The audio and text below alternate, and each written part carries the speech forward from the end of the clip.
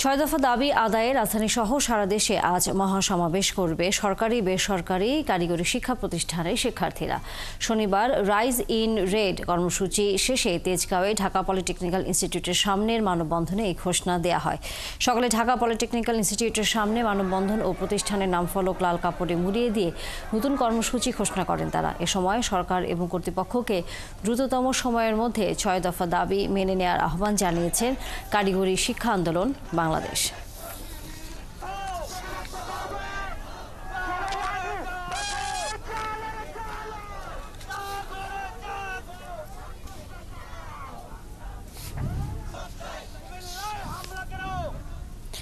সংস্কার নিয়ে সরকারকে সহযোগিতা করবে বিএনপি বলে জানিয়েছেন দলের স্থায়ী কমিটির সদস্য সালাউদ্দিন আহমেদ। জাতীয় ঐক্যমত্য কমিশনের সাথে দ্বিতীয় দিনের আলোচনা শুরুর আগে সাংবাদিকদের একথা বলেন তিনি। সংসদ ভবনের এলডি হলে এই বৈঠকটি হচ্ছে। সালাউদ্দিন আহমেদের নেতৃত্বে বিএনপির একটি প্রতিনিধি দল এতে অংশ নিয়েছে। এ সময় তিনি জানান, আজকের বৈঠকে আবারও সংবিধান নিয়ে আলোচনা হবে। এর বাইরে অন্যান্য বিষয় নিয়েও আলোচনা হবে। এছাড়া দলীয় ফোরামে যেসব সিদ্ধান্ত হয়েছে তাও দ্বিতীয় দফার এই বৈঠকে কমিশনকে জানাবে বিএনপি। এর আগে 17 এপ্রিল ঐক্যমত্য কমিশনের সাথে প্রথম দফায় বৈঠক করে বিএনপি। সেদিন সংস্কার এত দীর্ঘ না করতে কমিশনের প্রতি আহ্বান জানান দলটির নেতারা।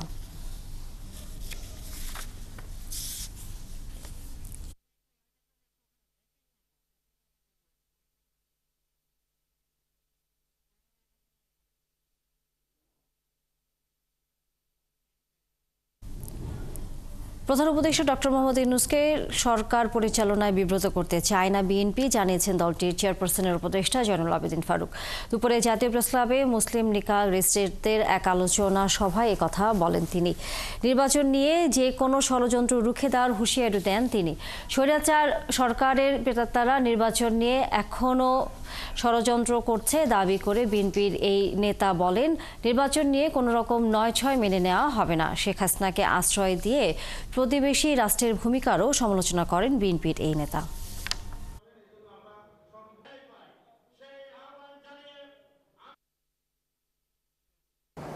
বাংলাদেশে জুলাই আগস্টের বিপ্লবে তারেক রহমানের নির্দেশ ক্রমে আমরা এই ছাত্রদের সাথে ঝাঁপিয়ে পড়েছি। সেই সরকার আমার আপনার জনগণের 18 কোটি মানুষের সেই সরকারের কাছে আজকেও কেন আমাদেরকে দাবি পেশ করতে হবে? আগামী ত্রয়োদশ জাতীয় সংসদ নির্বাচনকে সামনে রেখে সিপিবি সহ বাম ধারার দলগুলোর সাথে আজ বৈঠক করতে যাচ্ছে বিএনপি। বিকেল 4টায় রাজধানীর গুলশানের এই বৈঠকটি হবার কথা রয়েছে।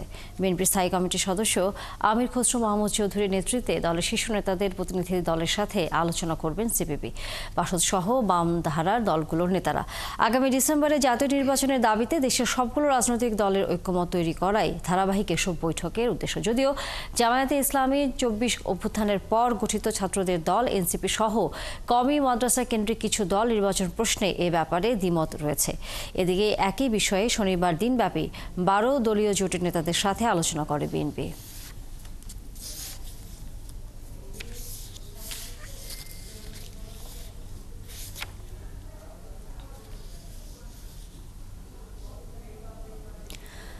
দলের নিবন্ধন সহ বিভিন্ন বিষয়ে নির্বাচন কমিশনের সাথে বৈঠক করছে জাতীয় নাগরিক পার্টি এনসিপি।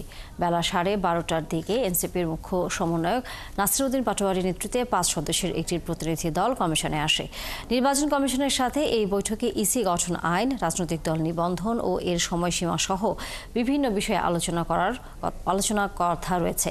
গেল 28 ফেব্রুয়ারি বৈষম্য বিরোধী ছাত্র আন্দোলনের নাহিদ ইসলামকে আহ্বায়ক করে এই দলটি আত্মপ্রকাশ করে।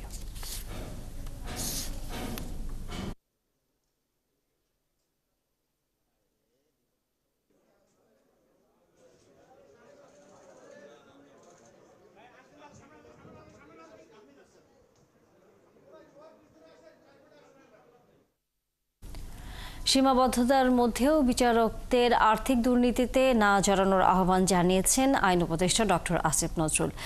বিচার প্রশাসন প্রশিক্ষণ ইনস্টিটিউটের সহকারী জজদের প্রশিক্ষণ উদ্বোধন করে এ আহ্বান জানান তিনি। আসিফ নজরুল আরও জানান, কোটা সংস্কার আন্দোলনে গ্রেফতার 17 বছর বয়সী শিক্ষার্থী হাসনাতুল ইসলাম ফায়াজের মামলার তদন্ত দ্রুত শেষ করতে অনুরোধ করা হয়েছে। ফায়াজের মামলাটা এরকম একটা মামলা এবং এখানে দুইজন আসামি তারা 164 স্টেটমেন্ট দিয়েছিল।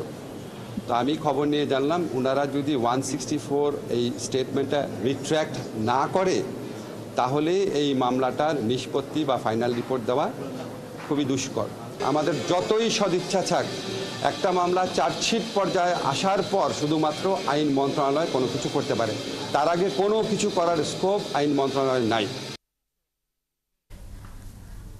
জুলাই আগস্ট গণহত্যায় শেখ হাসিনা ও ওবায়দুল কাদের সহ 46 জনের বিরুদ্ধে প্রমাণ পেয়েছে আন্তর্জাতিক অপরাধ ট্রাইব্যুনালে তদন্ত সংস্থা। আগামী 20 জুলাই প্রতিবেদন জমা দেওয়ার নির্দেশ দিয়েছে ট্রাইব্যুনাল। রবিবার চিফ প্রসিকিউটর তাজুল ইসলাম এ কথা জানান। এর আগে জুলাইয়ের ছাত্র আন্দোলনে গণহত্যার অভিযোগে গ্রেফতার সাবেক মন্ত্রী, প্রতিমন্ত্রী সহ 19 জনকে আন্তর্জাতিক অপরাধ ট্রাইব্যুনালে হাজির করা হয়। ট্রাইব্যুনালের চেয়ারম্যান বিচারপতি মোহাম্মদ গোলাম মর্তুজা মজুমদারের নেতৃত্বে 3 সদস্যের বিচারিক প্যানেলে এই বিষয়ে শুনানি হয়েছে।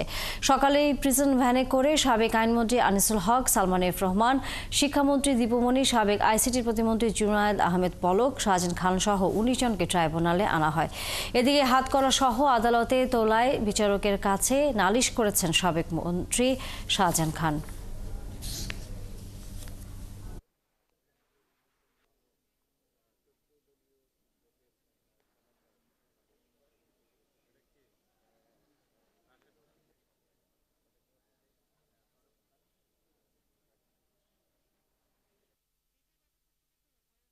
শেখ হাসিনার বিরুদ্ধে দুটো মামলা ছিল আজকে শুনানির তালিকায়। একটি মামলা ছিল জুলাই এবং আগস্টের গণহত্যার সাথে তার সম্পৃক্ততার ব্যাপারে। সেই মামলাটির আমরা জানিয়েছি আদালতকে যে আমাদের তদন্ত একদম চূড়ান্ত পর্যায়ে আছে, যে কোনো মুহূর্তে এই তদন্ত রিপোর্টটা দাখিল হবে। তারপরেও স্বচ্ছতার স্বার্থে আমরা 2 মাসের সময়ে আবেদন করেছিলাম, আদালত সেটা মঞ্জুর করেছেন।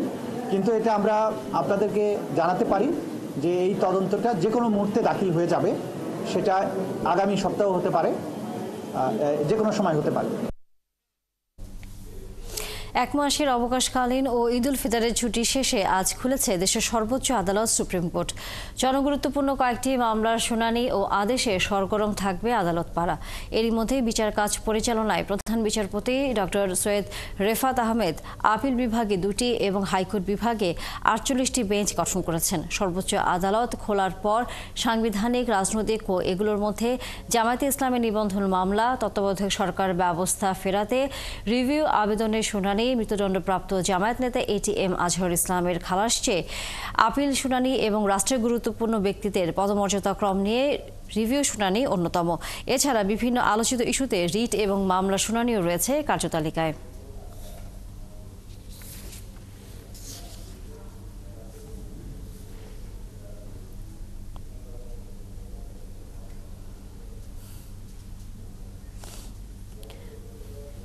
খ্রিস্টান সম্প্রদায়ের অন্যতম ধর্মীয় উৎসব পবিত্র ইস্টার সানডে আজ। এই দিন খ্রিস্ট ধর্মের প্রবর্তক যীশু খ্রিস্টের মৃত্যু থেকে পুনরুত্থান হয়েছিল। তাই দিনটি খ্রিস্টানদের কাছে অত্যন্ত গুরুত্বপূর্ণ, সংবেদনশীল ও আনন্দের। সারা বিশ্বের মতো বাংলাদেশেও যথাযথ ধর্মীয় মর্যাদায় ইস্টার সানডে উদযাপন করা হচ্ছে। সকাল থেকে গির্জার প্রার্থনায় অংশ নেন খ্রিস্টান ধর্মাবলম্বীরা। খ্রিস্টান ধর্মমতে দিবসটিতে ঈশ্বরপুত্র যীশু খ্রিস্ট মৃত্যুকে জয় করে পুনরুত্থিত হয়ে তাদের পাপ থেকে মুক্ত করেছিলেন। শুক্রবার বা গুড ফ্রাইডেতে বিপদগামী ইহুদি শাসক গোষ্ঠী তাদের কুসংস্কারাচ্ছন্ন শাসন ব্যবস্থা রক্ষায় যীশুখ্রিস্টকে ক্রুশবিদ্ধ করে হত্যা করে। মৃত্যুর 3য় দিন রবিবার তার পুনরুত্থান ঘটে।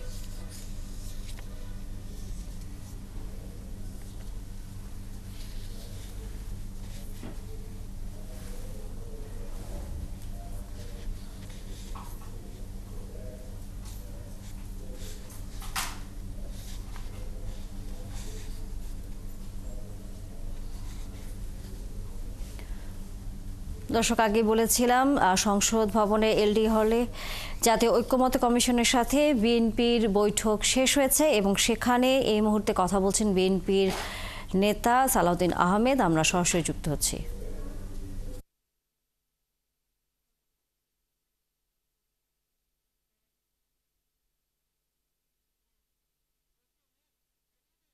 সোভারেন অথরিটি হিসাবে জনগণের নির্বাচিত প্রতিনিধিরাই সোভারেন পার্লামেন্টে আসে এবং সোভারেন হাউসে সার্বভৌম হাউসে জনগণের সার্বভৌমত্ব প্রকাশ করে এবং সেখানে আইন প্রণীত হয়।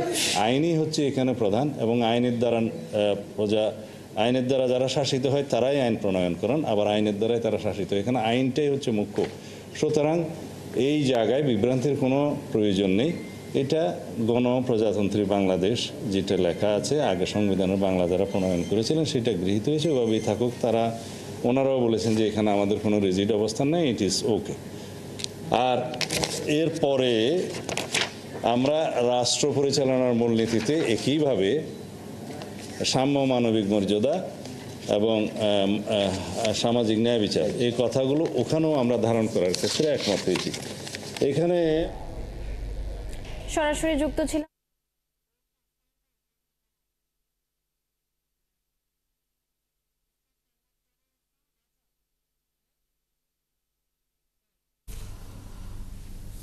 দর্শক, আমরা এতক্ষণ সরাসরি বিএনপি নেতা সালাউদ্দিন আহমেদের বক্তব্যে ছিলাম। রাজধানীর দক্ষিণ বনশ্রীতে অবৈধ স্থাপনা উচ্ছেদ করছে রাজুক। এখন পর্যন্ত 3টি ভবনের অবৈধ অংশ গুড়িয়ে দেওয়া হয়েছে। রাজুকের কর্মকর্তারা জানান, নকশা বহির্ভূতভাবে এসব ভবন নির্মাণ করার কারণে তা ভেঙে ফেলা হচ্ছে। এছাড়া সড়ক থেকে 3 মিটার দূরত্বে রাখা এবং ভবনের মূল পাশে 2.5 ফিট করে খালি জায়গা রাখার কথা থাকলেও তা মানা হয়নি। এ সময় ভবনগুলোর বিদ্যুৎ সংযোগ বিচ্ছিন্ন করা হয়, তবে অভিযানের সময় ভবন মালিকদের কেউ সেখানে উপস্থিত ছিলেন না।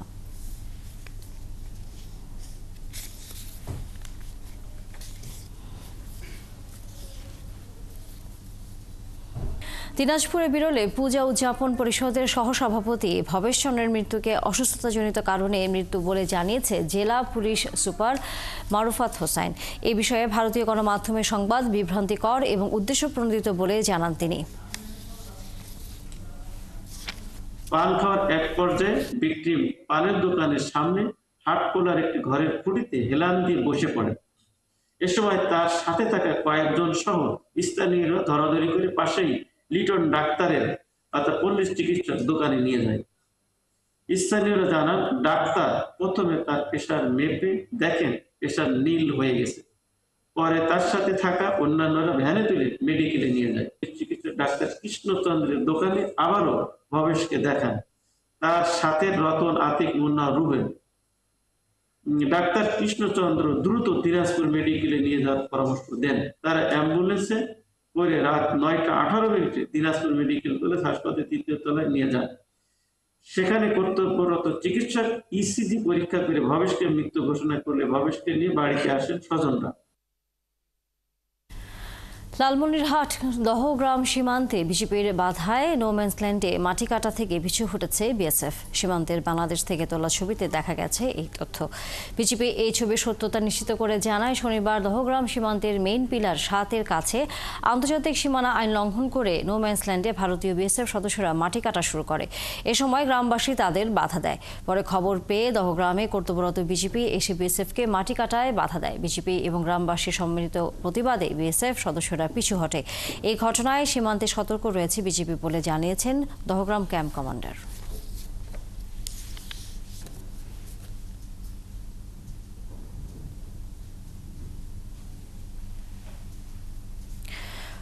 পর্যাপ্ত ওয়ার্ড সুবিধা না দেওয়ার প্রতিবাদে এবং দ্রুত হাসপাতাল চালুর দাবিতে সুনামগঞ্জ মেডিকেল কলেজে চলছে শিক্ষার্থীদের অনির্দিষ্টকালের ক্লাস বর্জন কর্মসূচি। এর পাশাপাশি দ্বিতীয় দিনেও সড়ক অবরোধ করে রেখেছে শিক্ষার্থীরা। রবিবার সকাল 10:30 থেকে সিলেট সুনামগঞ্জ সড়কের মদনপুর এলাকায় সড়ক অবরোধ কর্মসূচি পালন করেছে আন্দোলনকারী শিক্ষার্থীরা।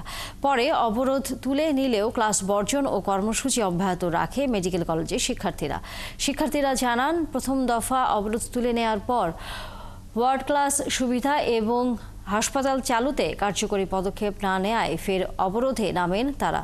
দাবি পূরণ না হওয়া পর্যন্ত অবরোধ চালিয়ে যাওয়ার হুঁশিয়ারি দিয়েছে শিক্ষার্থীরা। এর আগে 15 এপ্রিল অনির্দিষ্টকালের জন্য ক্লাস বর্জন করে মানববন্ধন ও পরের দিন সড়ক অবরোধ করেন শিক্ষার্থীরা। দ্বিতীয় দিনের সড়ক অবরোধের 3.5 ঘণ্টা পর প্রশাসনের হস্তক্ষেপে যানবাহন চলাচল শুরু হয়।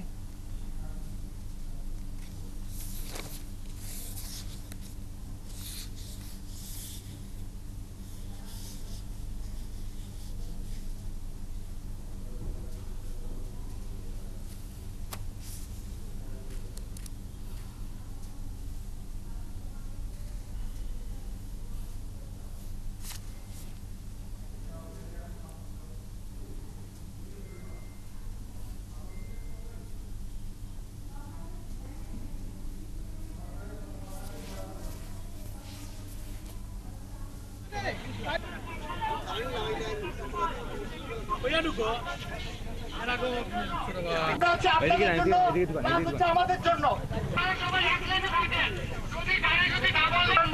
অনেকে যারা আমরা কথা বলি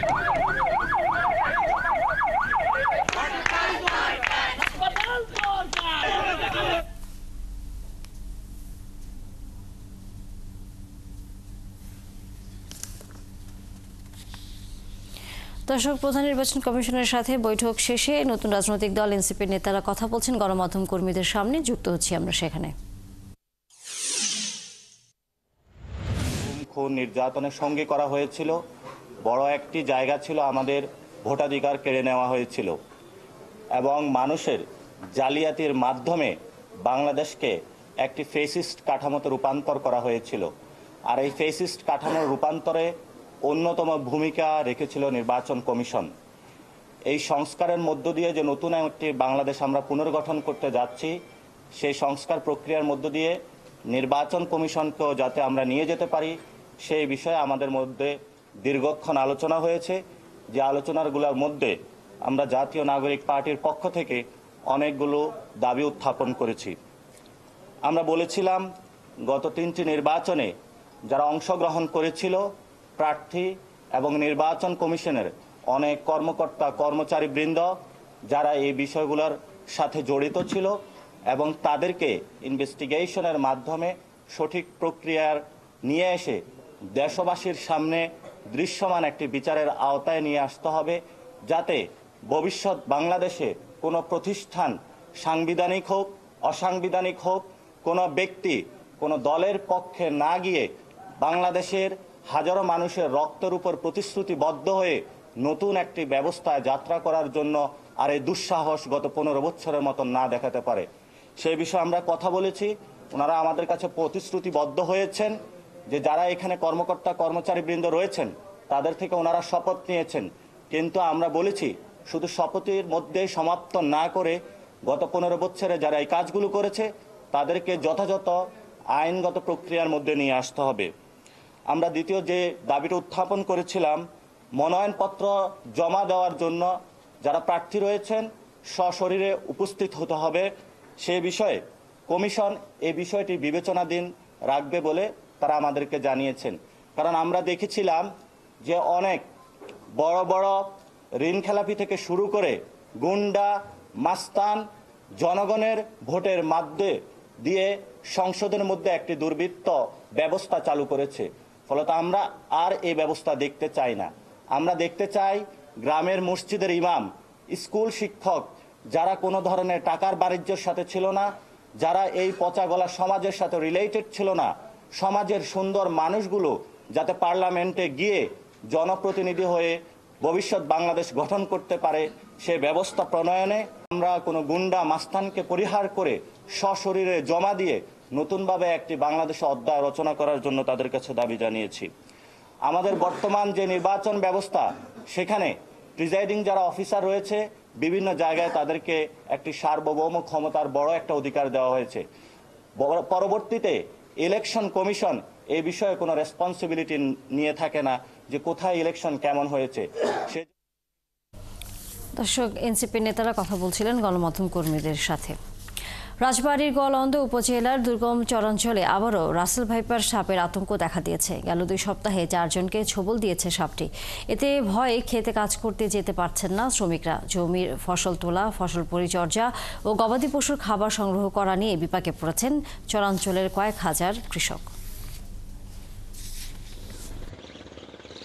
রাজবাড়ীর গোয়ালন্দ উপজেলার মাঠে মাঠে বোরো ধান পাকতে শুরু করেছে। বোরো ধানের সোনালি শেষে এখন দোল খাচ্ছে কৃষকের স্বপ্ন।